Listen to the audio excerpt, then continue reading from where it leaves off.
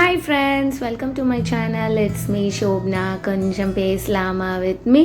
So வாங்க, இது வந்து ஆடி அமாவாசை அன்னைக்கு எடுத்த vlog. ஸோ யாரெல்லாம் ஃபர்ஸ்ட் டைம் நம்மளோட சேனல் பார்க்குறீங்களோ மறக்காமல் சப்ஸ்கிரைப் பண்ணிக்கோங்க.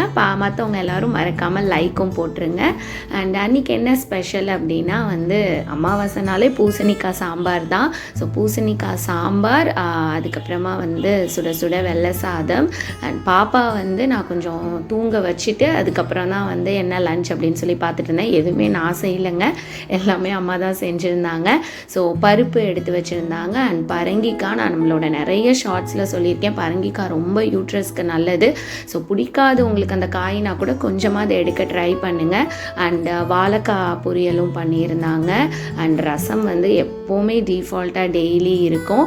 அண்ட் எப்போவுமே இந்த மாதிரி விசேஷம்னா தயிர் வந்து தாளித்து வைப்பாங்க அம்மா. அண்ட் பாருங்கள், வீட்டிலையே வந்து காய்ச்சின நெய் அண்டு நிறைய அப்பளமும் வந்து பொரித்து வச்சுட்டாங்க.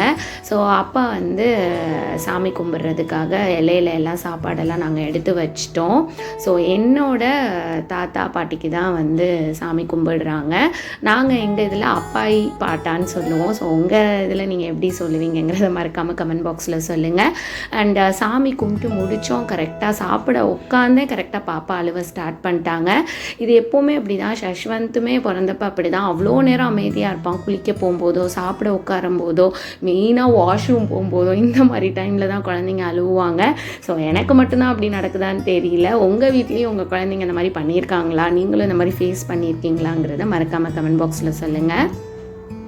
ஸோ கொஞ்சம் நேரம் பாப்பாவை அப்படியே சமாதானப்படுத்தி அதுக்கப்புறம் அவங்கள தூங்க வச்சுட்டு தென் நான் வந்து சாப்பிட உட்காந்துட்டேன்.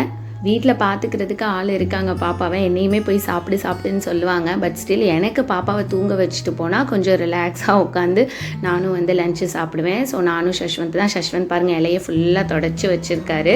ஸோ இப்படி தான் எங்களுக்கு ஆடி அமாவாசை போச்சு. வீடியோ பிடிச்சிருந்தா லைக் பண்ணிட்டு நம்ம சேனலை மறக்காமல் சப்ஸ்கிரைப் பண்ணிக்கோங்க.